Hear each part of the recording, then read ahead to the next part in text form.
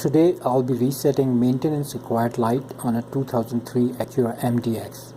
This method works for Acura and Honda models that has these two buttons. Before we begin, please like and subscribe my channel and click on the bell icon to be notified for future uploads.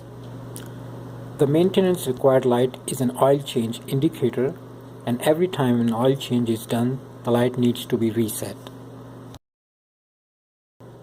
So the first thing I will do, I'll make sure that the key is all the way to the off position. Then I will press and hold these two buttons, select and reset, and turn the key on at the same time. I'll press and hold these two buttons and turn the key on. I will keep the buttons pressed until the light goes away.